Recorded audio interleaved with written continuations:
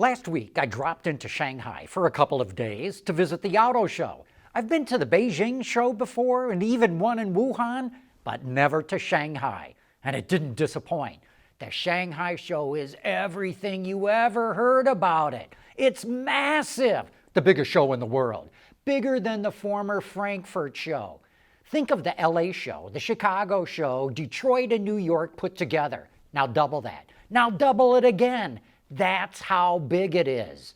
And it's got everything from the blingiest custom van you'll ever see, like this one from a company called Shenzhen, to this mean-looking SUV called the Dragon from Dongfeng, to this real-life version of a comic book anime car called the Big Emperor, to this fuzzy-wuzzy Wuling mini EV that was a magnet for little children who were at the show.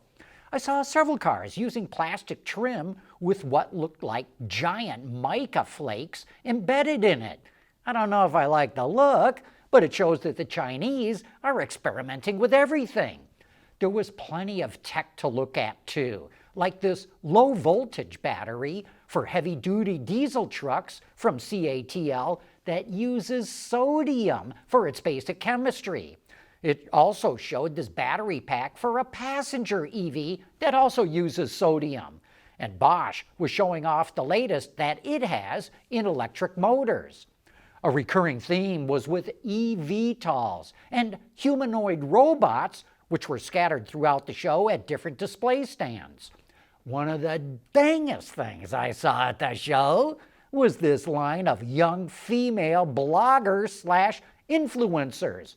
These happened to be at the Xiaomi display, but they were at other OEM displays too. They just jabber, jabber, jabber, on and on and on, and I'm told that the car companies pay them to be there, and that it's kind of a race to see who gets the biggest audience. I was also told that automakers will even pay people to log in to drive up viewership so the car companies can brag that more people are looking at their display than anyone else's.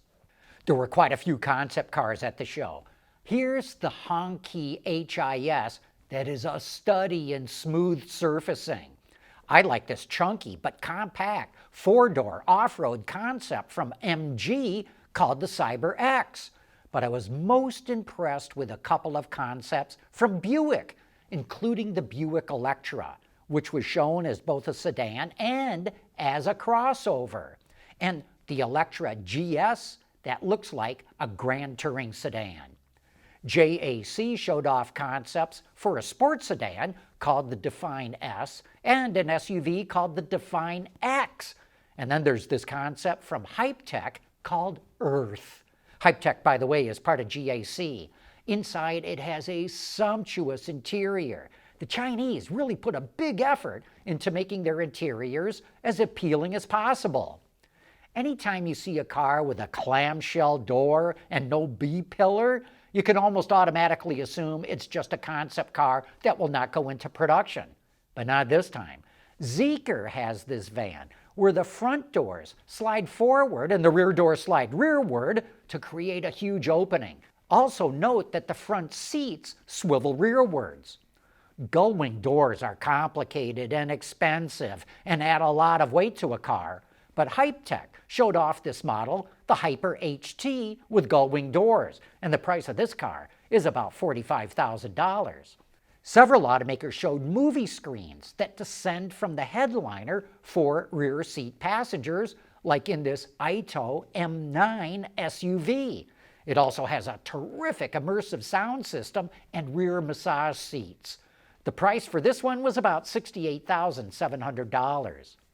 Audi used the show to sort of relaunch the brand, where it's getting rid of its famous logo of 4 rings and just going with the letters AUDI instead. My read of this is that years ago, Audi became the car to have for government officials. And so if people see you driving around in an Audi, they automatically assume you work for the government. So to try and shake that stigma, Audi is dropping the rings. When Mercedes fully owned the Smart brand, it only offered dinky little cars. But now that Geely partly owns the brand too, it's bringing out larger models. How do you attract a bunch of people to your display when there are so many brands at the show? Why, you put on a fashion show with young female models showing off the latest trends and colors and clothing. That's what you do. And you do it with blaring music like FAW did at its booth. Despite all the emphasis on new energy vehicles in China, more than a few gearheads were interested in piston power, like these guys checking out the latest engine lineups from Volkswagen. And Great Wall Motor had no problem prominently displaying this twin-turbo, twin intercooler, 4-liter V8 that goes in its SUV called the Tank. Here's one of the coolest cars I ran across at the show. It's from Chery Automotive, and it's called the iCar 23. It's an A-segment off-roader that offers 2 different battery packs. A 60 kilowatt-hour pack for rear drive, powered by an electric motor with 155 kilowatts of power, which is about 210 horsepower. And it's got 300 newton meters of torque, which is about 221 foot-pounds. And then there's an 82 kilowatt-hour pack for a dual motor, all-wheel drive version that provides 500 kilometers of range, which is about 310 miles. iCar really expects to sell a lot of accessories for the 23, including this electric mountain bike for $1,000.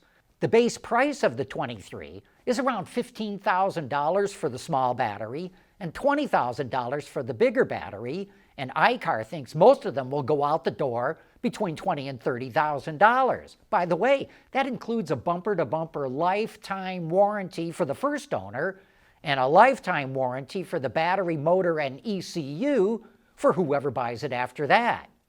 You keep hearing that Chinese consumers are not interested in American cars, but people were all over the Mustang GT convertible, and though I don't have a picture of it, they were swarming in and out of a Bronco that had the doors off. And I was shocked to see a Ford Explorer fitted out as a police car. I also got to go for a ride outside of the show to learn about a low-cost Level 2 ADAS system from a company called Autolink. Level 2 ADAS is a hot thing in China, but BYD is offering it as standard equipment, and that's forcing everyone to find low-cost versions so they don't have to give too much away for free. The Autolink system has 3 radars, 7 cameras, and 12 ultrasonic sensors. Total cost? $1,000. Based on my ride, it needs more development, but they're clearly getting it close to being ready. To my eye, too many Chinese cars are overly designed. Some of them are outright garish, but I thought that the Chang'an Avatar 12 Royal Edition looked terrific. The front, the rear, and the interior are really well done. One of the best features I saw was this combination tailgate, trunk, hatchback on the Chang'an E07. Note how the backlight slides forward to create a huge opening in the rear. It's perfect for tailgating. All you product planners out there, take note. So there you have it, my photo tour of the Shanghai show. Believe me, what I showed you here only scratched the surface. Even so, I think this gives you a pretty good idea of what went down in Shanghai. Do you want to see the automotive industry grow and thrive? So do we. That's why we dedicate our shows to providing the people in the industry with important data and information, and access to the people who are driving the industry forward with the guests that we bring on our shows and the interviews that we conduct. But we need your help to continue doing it. That's why I'm asking you to support Autoline with a YouTube or Patreon membership. It'll get you extra content that will be available only to members, but it will especially make sure that you and Autoline continue to drive the automotive industry forward.